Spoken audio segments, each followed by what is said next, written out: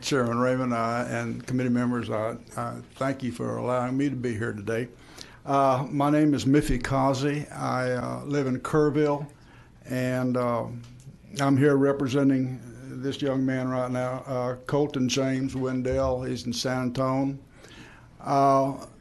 What I have to say today is basically non-technical, so you can all take a deep breath. Hold on a second. And hold on a second.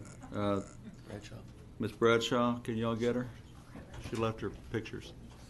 Sorry, go ahead. Okay, you can all take a deep breath and kind of, the technical's going to come next, and that's my daughter Jennifer. In any case, let me tell you just a couple of things about this young man. First of all, he was born legally blind, severely impaired hearing, breathing problems that produced the need for a trach and a ventilator, a feeding tube, frequent seizures, and cerebral palsy. Needless to say, he's a pretty fragile child. Now, what I am happy to say is he just celebrated his 7th birthday. He was given 24 hours, and he just celebrated his 7th birthday in April, and I think that's fantastic. Now, that is due to the care that he got from his doctors, nurses, hospitals, the staffs of the hospitals, all the nurses, the first 6 years of his life.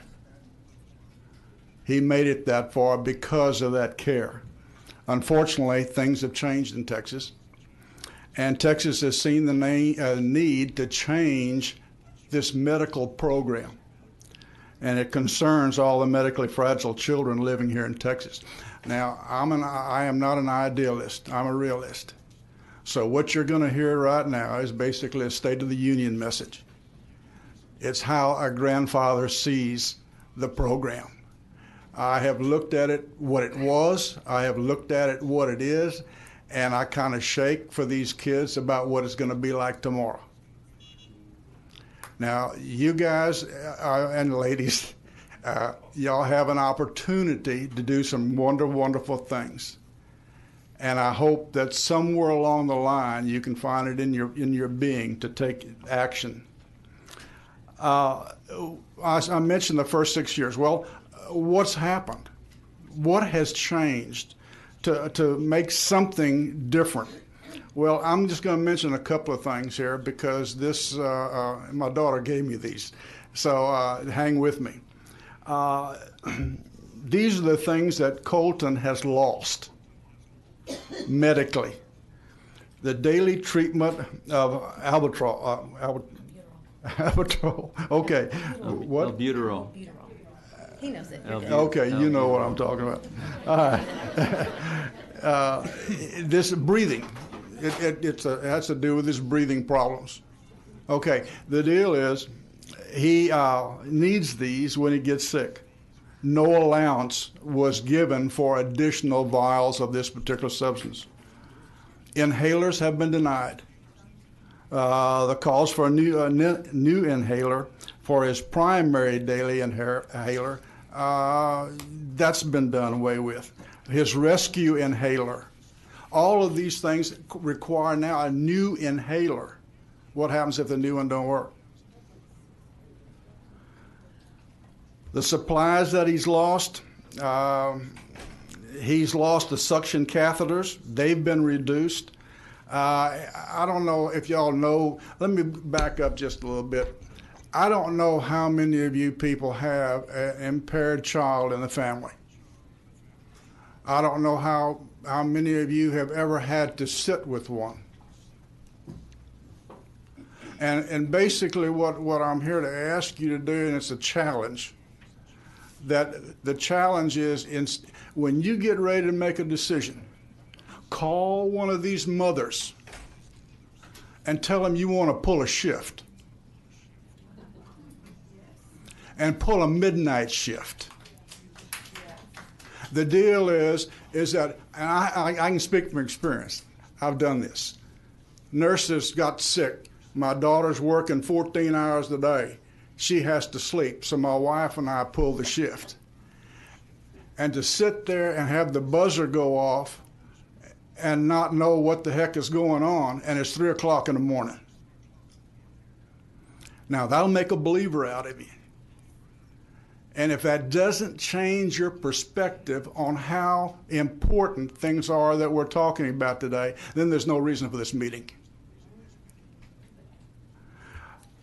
Some of the supplies that we talked about, the suction catheters, the toothettes, that's all infection. That's, if these things aren't supplied, then there's a possibility of infection. And this kid can't handle an infection. I'm telling you that right now. We've gone through that, just a little bitty infection, and buddy, it's bad. It's not good. The trachs have been reduced from 4 to 2. Colton gets a new trach every week. And the last count, there's more than 2 weeks in a month.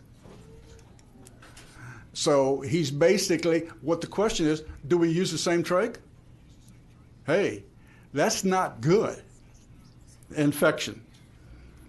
So what am I here today asking you to do? What I'm asking you to push on to the legislative branch, allow the mothers and care providers to determine what medical program works best for their children, and to enact a specific protection and safeguard program this session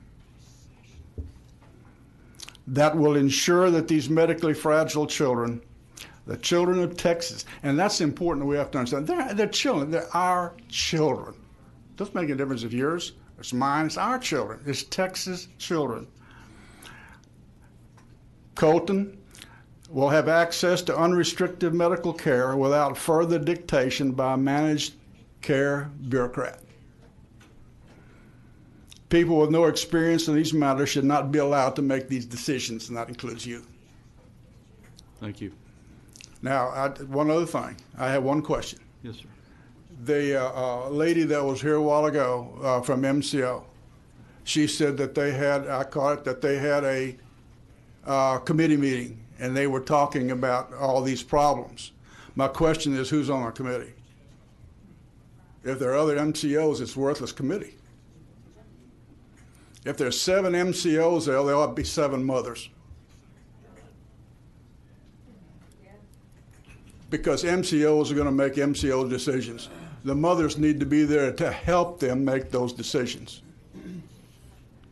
And I urge that either y'all push it in that direction or somebody else push it in that direction. Thank you. Okay. Members, any other questions?